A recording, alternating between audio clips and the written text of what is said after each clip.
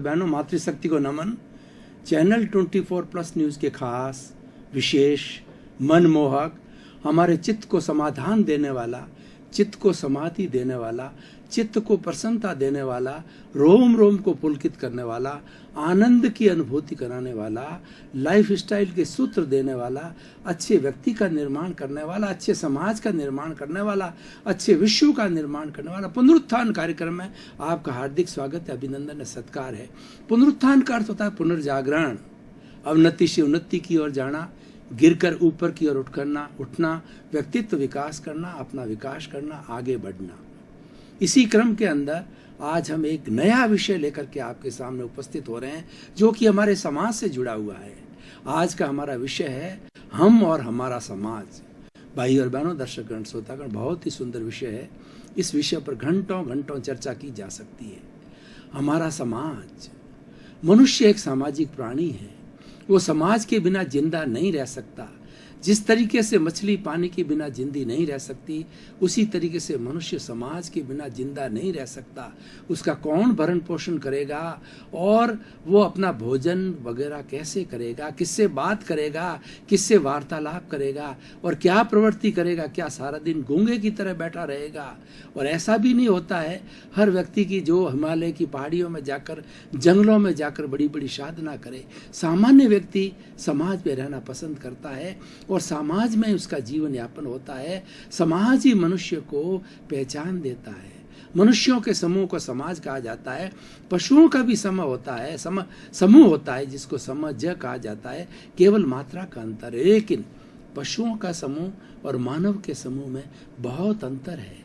पशु तो मात्र जो है एक फॉर्मेलिटी करते हैं, एक अपने कर्तव्य का निर्वाह करते हैं कि एक लाइन के अंदर चलते हैं। पक्षी होते हैं, कई बार आपने देखा होगा हमारे राजस्थान के अंदर अभ्यारण्य के अंदर जो है वो भरतपुर के अंदर है और चूरू के अंदर है और बहुत सी ऐसी जगह है, वहाँ पर अलग अलग मौसम के अंदर जो है विदेशी पक्षी आते हैं और जब वो उड़ कर के आते हैं तो एक लाइन में चलते हैं, एक सीधी कतार में चलते हैं।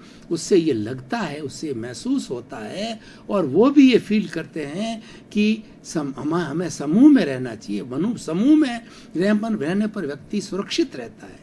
जितने बड़े हमारे ये पक्षियों के झुंड होते हैं, पशुओं के भी झुंड होते हैं, चाहे शेर क्या, हाथी क्या, ऊंट क्या, घोड़े क्या, हिरण क्या, ये सब समूह में रहते हैं। और देखिए, पशुओं के अंदर तो ऐसी होती है, मैंने एक पूरी स्टोरी पढ़ी हिरण की, तो हिरण लोग जो है कितने दिमाग वाले होते हैं कि ये घेराबंदी करते हैं रात्रि के समय के अंदर, कोई शिकारी उनका शिकार न कर ले। तो सबसे बीच के अंदर, उस घेरे के बीच में बच्चे होते हैं या कोई प्रेग्नेंट होती हिरणी होती है या बहुत ही बुजुर्ग जो है वो हिरण या रहते हैं, हिरण रहती है, हिरणी रहती है और उसके चारों तरफ जैसे मान लो कि उससे बड़ी उम्र के वाले दूसरा घेरा बनाते हैं और बाहर वाले घेरे पर बिल्कुल युवक हिरण रहते हैं जो कि भाग सकते हैं और जो निगरानी कर सकते हैं। और जब कभी भी शिकारी का अंदेशा होता है तो वो अपनी भाषा में इस तरीके से संकेत करते हैं कि सभी भाग जाते हैं। देखिए, ये समाज है। तो मनुष्य तो एक विकसित प्राणी है।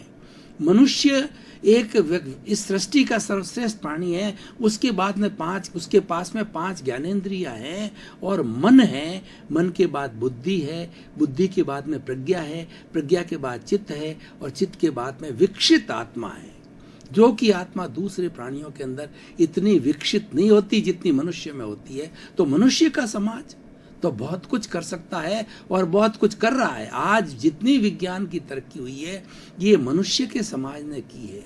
और जितनी विज्ञान के अंदर आज फैक्ट्री है कहिए या जितना बड़े बड़े कल कारखाने बड़े हैं, उनसे सबसे बड़ा कल कारखाना मनुष्य का भीतरी शरीर है। और उसी के आधार पर, उसके मस्तिष्क से, उसकी बुद्धि से ही सारे कल कारखाने और सारे आविष्कार हुए हैं और वो समाज के लिए काम आ रहे हैं। तो कुल मिलाकर के हम ये कहना चाहते हैं कि हमारा समाज हमें पहचान देता है। बच्चा जब माँ के पेट से, गर्भ से बाहर आता है तो बाहर आने पर वो समाज उस पर ठप्पा लगाता है। ये जैन का बेटा है, ये मुस्लिम का बेटा है, ये हिंदू का बेटा है, ये सिख का बेटा है, ये ईसाई का बेटा है, ये क्रिश्चियन है, ये जुडाइज्म वाला है, ये जोरास्ट्रियन है।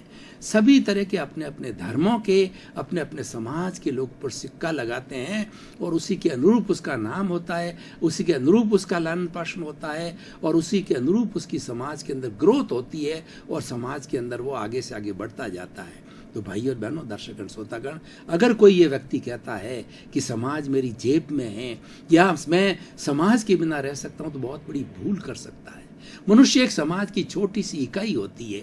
जैसे कि एक परमाणु होता है, वो वास्तविक तत्व होता है। एक परमाणुओं से, कई परमाणुओं से मिलकर के अणु बनता है, कई अणु से मिलकर के चट्टान बनती है, चट्टान बनती है, और सारी जो हमारे चराचर जगत की जो जड़ पदार्थ है वो सब परमाणुओं से बनते हैं। उसका छोटा से छोटी इकाई है वो परमाणु है। उसी तरीके से एक समाज की छोटी से छोटी इकाई ये मनुष्य है।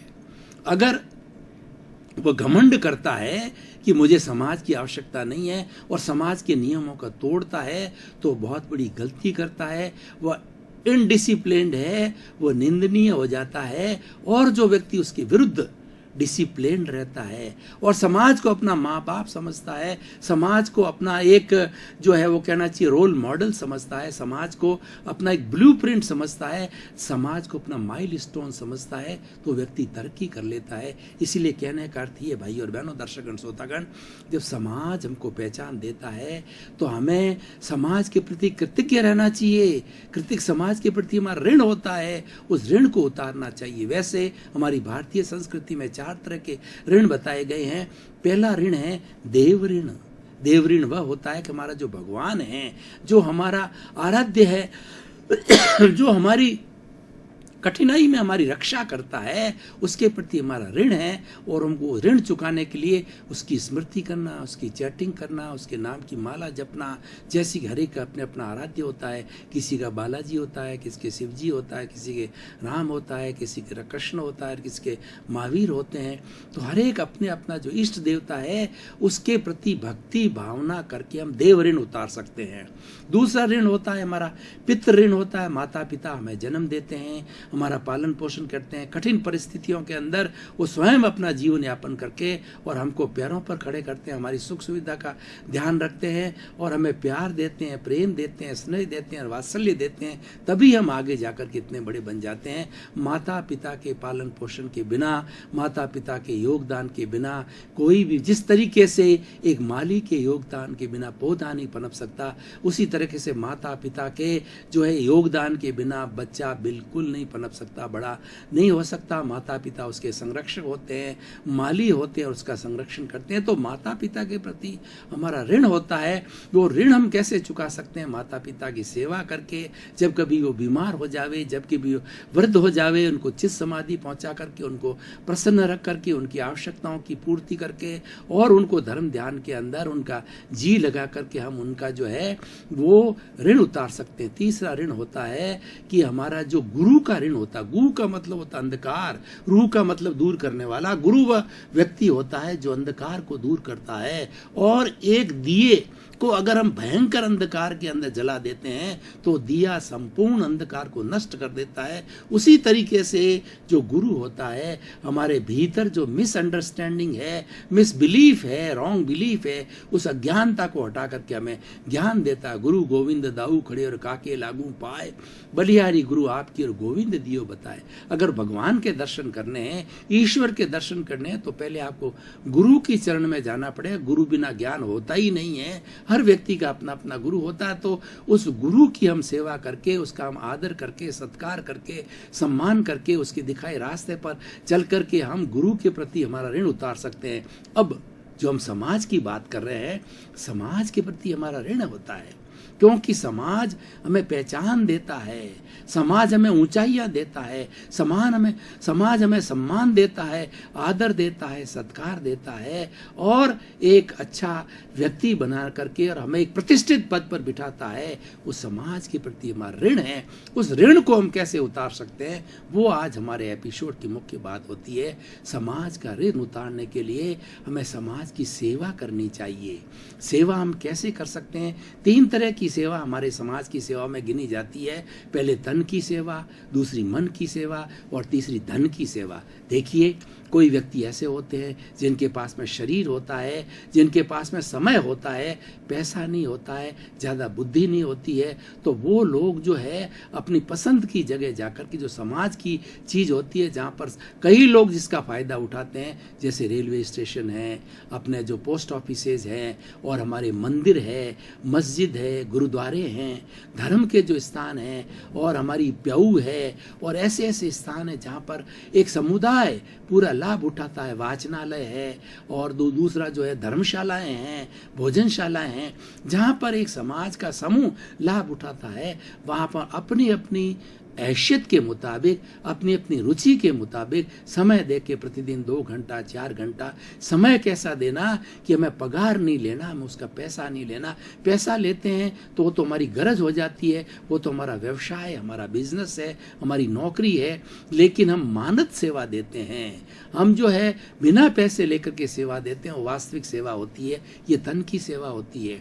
कोई कुबेरपति है, उसके पास में बहुत धन है, तो वो चाहे तो उसका धन का अपना अच्छा सदुपयोग कर सकता है, और समाज का ऋण है वो बहुत अच्छी तरह से उतार सकता। हमारे समाज के अंदर बहुत से आवश्यकतामंद लोग होते हैं, लूले, लंगड़े, अपाहिज, मूक, बधिर, अंधे, और जो है हमारी जो है वो विधवा माताएं, परित्यक्ताएं, ऐसे बहुत से अभावग्रस्त लोग होते हैं जिनकी शिक्षा की पूर्ति नहीं हो रही है, चिकित्सा नहीं हो पा रही है, और हमारी जो जवान बहनें हैं उनकी शादियां नहीं हो रही है। ऐसे ऐसे लोगों को जो जरूरतमंद है, उनकी जो धन के द्वारा वो बहुत बड़ी सेवा कर सकता है, वो कुबेर, और अपने धन का सदुपयोग कर सकता है। ये धन का सही उपयोग है। दान के लिए कहा जाता है कि धन की 3 अवस्थाएं होती है। पहली अवस्था है कि वो धन अपने शरीर के लिए, परिवार के लिए, रिश्तेदारों के लिए उसका भोग करो, और दूसरी अवस्था होती है कि दोनों हाथों से जो है वो दान करो, पुण्य करो, निडी पुरुषों को धार्मिक चीज के अंदर, शिक्षा के अंदर, चिकित्सा में, जहां जहां आपको अच्छा लगता है उसका धन का सदुपयोग करो। अगर ये भी नहीं करता है व्यक्ति, तो धन की तीसरी स्थिति होती है विनाश होता है। उसके जन्म में विनाश ना हो तो अगली पीढ़ी में, तीसरी पीढ़ी में तो अवश्य ही धन का विनाश हो जाता है। ऐसा हमारे ग्रंथों के अंदर लिखा गया है। तो कुल मिलाकर ये बात है, जो समाज हमें पहचान देता है, जो समाज हमें भरण पोषण देता है, जो समाज हमें वातावरण देता है, जो समाज हमें इज्जत देता है, उसका ऋण उतारने के लिए वे तन की, मन की और धन की सेवा करनी चाहिए। इसको परोपकार कहा जाता है। स्वार्थ का मतलब स्वयं के लिए, अपने शरीर के लिए, अपने परिवार के लिए भरण पोषण करना स्वार्थ कहलाता है। और परार्थ वो होता है जो समाज के लिए करते हैं कि मेरा कोई भाई भूखा नहीं रहे, मेरा कोई भाई अज्ञानी नहीं रहे, मेरा कोई भाई जो है वो बीमारी की वजह से तड़पता नहीं रहे, उसके प्रति उपकार करना। मैं अब कुछ उदाहरण लेना चाहूँगा। ऐसे बहुत से सेवाभावी लोगों को देखा है कि वो प्रतिदिन सुबह घर से निकलते हैं, भोजन बना कर ले जाते हैं, और हॉस्पिटल के अंदर जहाँ नीडी लोग होते हैं, जहाँ जिनको उनके भोजन की व्यवस्था नहीं है, सबको वो भोजन परोसते हैं। कुछ ऐसे लोग होते हैं जो दवाइयाँ इकट्ठी करके ले जाते हैं, और ज़रूरतमंदों को जिस जिस दवाई की आवश्यकता होती है उनको वो दवाई दे पाते हैं, क्योंकि इनके पास में इतनी आर्थिक संपन्नता नहीं होती है कि वो दवाई परचेज कर सके। उसी तरीके से देखिए, हम समाज में रहते हैं तो समाज में कई तरह की प्राकृतिक विपदाएं भी आ जाती है। कई बार सुनामी आता है, कई बार अतिवृष्टि होती है, कई बार अनावृष्टि होती है, कई बार भयंकर जो है संक्रामक रोग फैल जाता है स्वाइन फ्लू की तरह, और कई बार बड़ी दुर्घटनाएं हो जाती है। तो ऐसी दुर्घटनाओं के समय के अंदर हमारा कर्तव्य बनता है कि हमारा भाई तकलीफ में, हमारे समाज का एक समूह तकलीफ में है, तो हम तुरंत उसकी सहायता के लिए निकल जाना चाहिए। क्यों, कभी ऐसा भी समय आ सकता, ऐसा समय नहीं, उस दुर्घटनाग्रस्त जगह के अंदर हमारा भी कोई पारिवारिक सदस्य हो सकता है, क्योंकि समाज में जीते हम, समाज से आदान प्रदान होता है, और समाज में ही मूवमेंट करते हैं, समाज में क्रियाकलाप करते हैं। इसीलिए उस समाज के प्रति जो हमारा दायित्व है कि समाज का हम परोपकार करें, करें। और देखिए, जहाँ तक परोपकार और सेवा की बात है, कोई भी व्यक्ति किसी भी स्थिति में किसी भी जगह पर उसकी भावना होनी चाहिए, वो सेवा कर सकता। मैं आपको उदाहरण दूं, मान लीजिए एक डॉक्टर है और गवर्नमेंट हॉस्पिटल के अंदर वो सेवा कर रहा है, यानी वो अपनी नौकरी कर रहा है, तो सरकार उसको तनख्वाह देती है, वेतन देती है। अब उसकी सेवा क्या है? देखिए कि सेवा के अंदर मान लिया कि 1 बजे का हॉस्पिटल देखने का टाइम है और 1 बजे कुछ व्यक्ति, एक समूह आ गया जो नीडी ऐसे व्यक्ति हैं जो कि बहुत बड़े बीमार है, तो उसका कर्तव्य बनता है, चाहे उसको 10 मिनट ज़्यादा लगे, उन लोगों को एंटरटेन करे और उन लोगों को जो है वो देखे, उनका डायग्नोसिस करे। और सेवा ऐसे भी होती है, कई तरह के डॉक्टर होते हैं जिनको कि अपने वेतन से मतलब होता है, वेतन लिया ऊट पटांग बाट तो मरीजों से करते हैं। और वही व्यक्ति अगर सेवा देना चाहता है तो जो मरीज होता है उस मरीज से अच्छी तरह से बात करता है, उसको अच्छी तरह से बिहेव करता है। आइए बहन जी, आइए माता जी, आइए भैया, तुम्हारे तो कोई तकलीफ नहीं है, तुम तो बिल्कुल ठीक हो और ठीक हो जाओगे, मात्र थोड़ी सी जो है ये दवाई ले लो, उसके बाद तुरंत ठीक हो जाओ। देखिए, डॉक्टर के पास के अंदर मरीज जाता है, डॉक्टर उसका अच्छा ट्रीटमेंट करता है, यानी उसके साथ अच्छा सलूक करता है, तो 50% दवाई तो उसके ट्रीटमेंट से, उसके सलूक से, उसके व्यवहार से ठीक हो जाती है और बाकी 50% दवाई होती है, वो दवाई की जगह दवाई का काम करता है। ये सेवा भावना हो गई। देखिए, कोई भी बुकिंग ऑफिस के अंदर बैठा, रेलवे की बुकिंग के अंदर, वहाँ बहुत बड़ी भीड़ लगी होती है, तो जो रिजर्वेशन करने वाले 2 तरह की व्यक्ति होती है, जो कि पब्लिक लाइफ में होते हैं, धीरे धीरे धीरे धीरे आराम से करते हैं, भीड़ लगती जाती है, लोग चिल्लाते जाते हैं, उसकी वो केयर नहीं करता। अगर वो संवेदनशील है, सेवा भावी है, क्योंकि उसको वेतन मिल रहा है, तो अपने कार्य की पद्धति को, अपने सिस्टम को थोड़ा फास्ट बनावे, उसके लिए प्रैक्टिस करे, तो फटाफट सब लोग निकल सकते हैं और उनको ज़्यादा देर वेट नहीं करना पड़े। और उस भीड़ के अंदर बहुत तरह के लोग होते हैं, वरिष्ठ नागरिक भी होते हैं, बहनें भी होती है, माताएं भी होती है, और किसी को आवश्यक कार्य भी होती है। भाई और बहनों, दर्शकगण, श्रोतागण, ये समाज की सेवा का जो वर्णन है वह अनलिमिटेड है।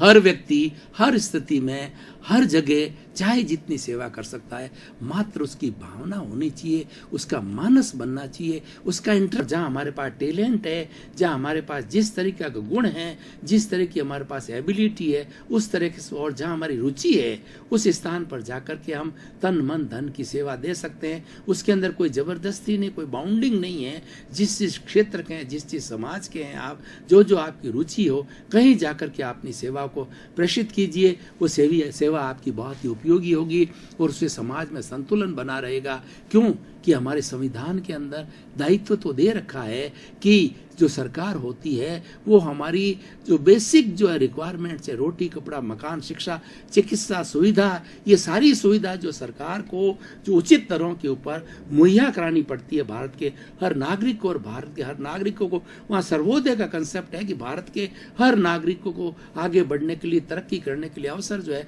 सरकार को समान अवसर देना चाहिए। लेकिन सरकार कितना कर पाएगी? क्योंकि हमारे भारत की अवस्था को देखें तो भारत के अंदर 125 करोड़ की जनता है। इन सब को, सभी को रोजगार देना या सभी की सुविधाएं मुहैया कराना सरकार के लिए बहुत कठिन है।